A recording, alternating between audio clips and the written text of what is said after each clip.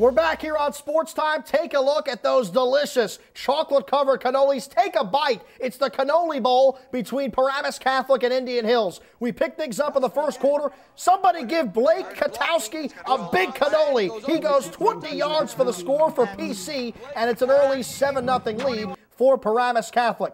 To the second quarter, and PC would do it on the ground. Aubrey Lewis will take it 80 yards, coast to coast for the touchdown, and just like that, the Paladins with a 13-0 lead in this one. They would take a 20-0 lead as we approach halftime. To the third quarter, more from PC. Once again, it's Lewis. He's going to take this one 37 yards for the score. Somebody put some sprinkles on his cannoli. That's his second touchdown of the game. That makes it 27-0 Paramus Catholic, and they would have one more for good measure against Indian Hills. In the third, Luke Servino, 38 yards from Dante Booker for the touchdown as Paramus Catholic runs away with this one in the Cannoli Bowl. Final score, 32-0 as Paramus Catholic improves to 2-5 on the season. Well, you might as well get a whole bunch of cannolis for the Richfield Park Scarlets girls volleyball team. They have made the state playoffs and were named the number 16 seed in Group 2. So Richfield Park opens up with a home game against Rahway, and we'll have full coverage of that right here on Sports Time next week. Cliffside Park also makes the state playoffs. They were named the number 18 seed in girls volleyball. They're led by their captain, Denise Hadjovic, who has one of the best serves in Bergen County. And one other team that's made the state playoffs in our area, the Leonia Lions girls volleyball team. They come in as the number 28 seed in Group 1. They were in action on senior day in the regular season against Hawthorne Christian. We turn it over to Jeff Hansel for more. It's senior day for the Leonia girls volleyball team. The Lions finished up their home schedule against Hawthorne Christian. The fans were in for a great battle between two very good teams. The last time these teams met, Hawthorne Christian won in 3 games. Here we go, game 1 action. Leonia is up by 4. A nice shot right there from Cynthia Thomas. Leonia takes a 17-12 lead. Hawthorne Christian would fight back in a big way. Kirsten Paulo with a great serve. This game would eventually be tied at 24 apiece. Now with Leonia up 25-24, speaking of great serving, Clarisse Mack with a big-time serve. Leonia takes game 1 26-24. On we go to game 2. Lions head coach Cynthia Ficarra prepares her team for another tough battle. Not only are these teams very close in talent, their uniforms cannot be any more alike. Hawthorne Christian gets the ball to Jessica Awad, and she makes a nice shot by the net. Hawthorne Christian goes up 14-12. Back comes Leonia. The Lions get control of the ball. The setup goes to Lamilla Alexandrova. Oh, look at that shot. A little help from the net. She'll take it. Leonia goes on top 18-17. Now with the score tied at 23 apiece, it's Paolo with another big serve. It's now game point for Hawthorne Christian. Can Leonia stay in this one? The Lions stay very patient. Here Hawthorne Christian does not do much with the ball. Leonia gets control. Once again, Alexandrova's shot hits the net and falls over. We are tied up at 24 apiece. Now Leonia is up 26-25. Alexandrova with the serve. Yes, it hits the net.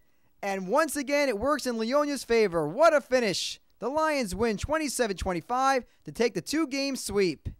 Today's victory was amazing. It was all out for the seniors. Everybody pulled behind them, and we were just going at it, and they were inspired from the first serve. It was so exciting. It's senior day. We've been working so hard as a team together, and we've just pushed through. We had a tough battle against them last time, and we just pulled through, and we won this game. Well, it was a dogfight in girls tennis between Leonia and Dwight-Englewood. Both teams looking to wrap up a BCSL Olympic title, but only one team would be able to come out as the winner. We send it over to Jeff Hansel for the highlights. It's a battle for first place in the BCSL Olympic as Dwight-Englewood is hosting Leonia. Bulldogs head coach Courtney Bayardi is getting Lauren Urbont set for her first singles match with Simona Levski. First set action, it was very competitive. Here Levski holds a 6-5 lead. She goes with the drop shot, and that was a very smart move. Urbont can't get it.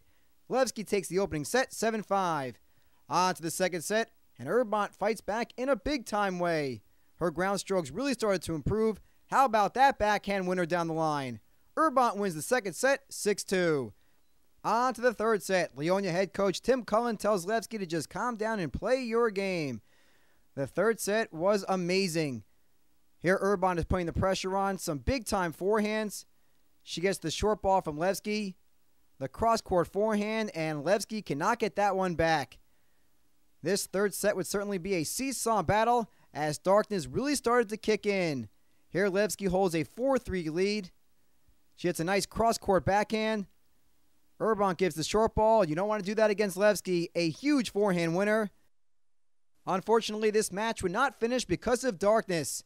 Levski had a 5-4 lead, but in the end, the match was called and each team receives a half point.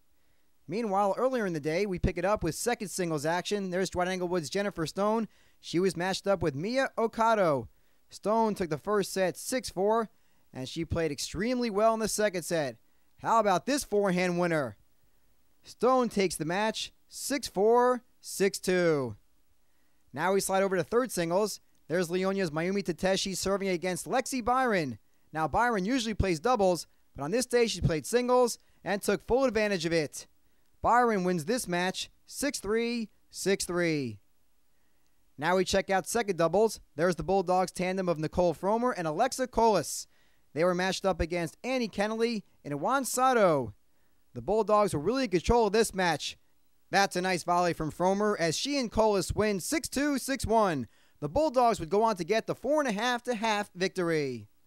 It feels good. I think we had a really good season, and everyone should be really proud of themselves because everyone really played well. That's going to do it for this edition of Sports Time. I want to remind you, you can watch Sports Time anytime you want on demand. It's channel 1111, New Jersey On Demand. It's available 24 hours a day, 7 days a week. It's absolutely free, and it's only on Time Warner Cable. We also want to remind you to email us. Our email address is twsportstime@gmail.com. We want to hear from you. Tell us what you like about the show, what you don't like about the show. twsportstime@gmail.com. Also, check us out on YouTube so you can watch the latest Sports Time episodes. It's youtube.com/New Jersey Sports Time. We have full state playoff coverage in girls volleyball and boys soccer coming up next week on Sports Time, so stay tuned for that. For now, I'm Jack Cognetta.